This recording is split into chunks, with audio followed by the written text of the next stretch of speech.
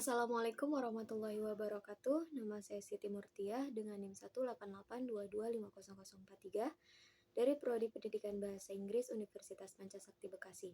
Di sini saya akan menjawab pertanyaan-pertanyaan dari Ibu Ari guna menyelesaikan tugas UAS mata kuliah Filsafat Ilmu Pendidikan. Pertanyaan nomor 1. Mengapa filsafat dikatakan sebagai induk dari ilmu pengetahuan? Sejak abad ke-5 sebelum Masehi, filsafat telah menunjukkan supremasinya dalam pentas pemikiran dan keilmuan dunia sebagai ibu ilmu, atau the mother of science. Sebagai ibu, filsafat telah menunjukkan diri sebagai kekuatan yang mengandung benih-benih pemikiran keilmuan, melahirkan dan menyusui bayi ilmu, dan terus membina perkembangan ilmu menjadi cabang dan ranting-ranting keilmuan, serta mendewasakan ilmu sebagai ilmu yang otonom dan mandiri. Pertanyaan yang kedua, apa yang dimaksud dengan landasan filosofis pendidikan? Landasan filosofis pendidikan merupakan seperangkat asumsi yang bersumber dari filsafat yang dijadikan titik tolak dalam pendidikan. Seperangkat asumsi ini dideduksi atau dijabarkan dari sistem gagasan filsafat secara umum dengan cakupan metafisika, epistemologi, aksiologi yang dirumuskan oleh suatu aliran filsafat tertentu. Berdasarkan hal tersebut, dapat dipahami bahwa terdapat hubungan implikatif antara kepercayaan-kepercayaan atau gagasan-gagasan dalam kajian filsafat, metafisika, epistemologi, dan aksiologi terhadap gagasan-gagasan teori dan praktek pendidikan. Pertanyaan yang ketiga, rumuskan tujuan pendidikan menurut filsafat idealisme. Dalam filsafat pendidikan idealisme, pendidikan bertujuan membentuk karakter, pengembangan bakat, dan kebajikan sosial. Namun, pendidikan karakter menjadi tujuan pertama sebelum melanjutkan pada tujuan lainnya. Pendidikan karakter diberikan agar manusia tumbuh menjadi sosok yang berkarakter, kuat, dan sesuai dengan moral yang ada.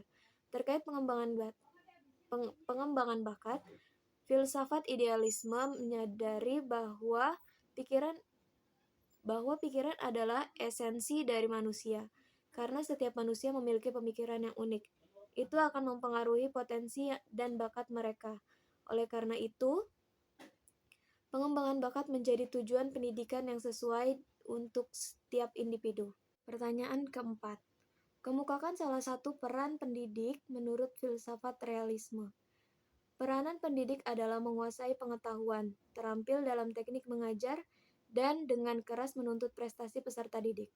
Pendidikan menurut aliran filsafat realisme menekankan pada pembentukan peserta didik agar mampu melaksanakan tanggung jawab sosial dalam menjalani kehidupan bermasyarakat. Untuk mencapainya, diperlukan pendidikan yang ketat dan sistematis dengan dukungan kurikulum yang komprehensif dan kegiatan belajar yang teratur di bawah arahan oleh tenaga pendidik. Pertanyaan kelima, deskripsikan makna filsafat pendidikan menurut Ki Hajar Dewantara, John Dewey, dan Confucius. Menurut Ki Hajar Dewantara, Bapak Pendidikan di Indonesia adalah Ki Hajar Dewantara. Beliaulah yang mempelopori pendidikan di Indonesia. Pada awalnya, jauh sebelum merdeka, Ki Hajar Dewantara melihat bahwa hanya orang dari golongan-golongan tertentu saja yang bersekolah dan dianggap memiliki kemampuan belajar. Lambat laun Ki Hajar Dewantara berkeyakinan bahwa orang pribumi juga mempunyai kemampuan dan keterampilan seperti golongan tertentu. Bahkan ia berkeyakinan orang pribumi jauh lebih pandai apabila dimotivasi dan diberi ruang gerak untuk berkarya. Akhirnya berbagai macam cara yang dilakukan Ki Hajar Dewantara demi memperjuangkan kemerdekaan pendidikan Indonesia, khususnya bagi para penduduk pribumi yang pada awalnya tidak mengetahui tentang pentingnya pendidikan. Karya-karyanya banyak yang dijadikan sebagai landasan bagi rakyat Indonesia dalam mengembangkan pendidikan. Ki Hajar Dewantara mengungkapkan bahwa pendidikan lebih memerdekakan manusia dari aspek hidup batin, atau cara berpikir dan mengambil keputusan dan bermartabat, yang intinya membuat manusia sanggup mengangkat harkat dan martabatnya dalam kehidupan sosial bermasyarakat, bahkan dalam pergaulan internasional. Beliau juga pernah mengatakan bahwa tujuan pendidikan harus mampu menghasilkan peserta didik yang berkepribadian merdeka, sehat fisik dan sehat mental, cerdas, menjadi anggota masyarakat yang berguna dan bertanggung jawab atas kebahagiaan dirinya dan kesejahteraan orang lain. Metode yang sesuai dengan sistem pendidikan ini adalah sistem Amwong, yaitu yang berdasarkan pada ASI, asah, dan asuh, di mana ASI merupakan mendidik atau mengajar murid dengan tulus dan ikhlas. Asah berarti selalu mengasah atau mengembangkan ilmu dan keterampilan anak didik, serta asuh yaitu selalu memotivasi atau memberikan dorongan kepada peserta didik untuk menjadi yang terbaik dan memegang teguh etika dan kebenaran. Semboyan Ki Hajar Dewantara yang dijadikan filosofis pendidikan di Indonesia yaitu Ing Ngarso Sungtulodo, bahwa seorang guru seharusnya di depan memberi teladan atau contoh, misalnya dengan melakukan hal-hal kecil sederhana yang dapat dijadikan teladan bagi muridnya. Misalnya, jika di ruang kelas terdapat sampah, hendaknya segera memungut dan membuangnya. Ing Madyo Mangunkarso di tengah memberi bimbingan atau pelatihan, misalnya dengan memberikan pengajaran yang bias mengembangkan keterampilan anak didiknya. Tutwuri Handayani, dan di belakang memberi dorongan atau semangat kepada anak didiknya. Seorang guru harus mampu memberikan yang terbaik kepada muridnya, harus mampu memberikan motivasi agar anak didiknya mampu tumbuh dan berkembang dan mempunyai karakter sesuai yang diharapkan bangsa. Dengan demikian, Ki Hajar Dewantara mengingatkan betapa pentingnya peranan seorang pendidik. Ketiga semboyan tersebut dijadikan sebagai acuan dalam pendidikan di Indonesia. Melalui pendidikan dengan menggunakan pilar pendidikan tersebut diharapkan agar bangsa Indonesia dapat menemukan dan mengenal jati dirinya dan bisa menjaga eksistensinya di kancah dunia internasional. Menurut John Dewey merupakan salah satu tokoh yang mempelopori pragmatisme pendidikan. Pragmatisme pendidikan terletak pada perubahan sosialisasi, proses relativitas, dan rekonstruksi pengalaman. Menurut John, pengalaman adalah kata kuncinya. Ia memandang bahwa pendidikan menjadi tempat bagi keterampilan-keterampilan dalam metode-metode pemecahan masalah. Pendidik atau guru dalam aliran pragmatis berfungsi sebagai fasilitator. Siswa diajak untuk belajar mengembangkan keterampilan dan potensi yang ia miliki.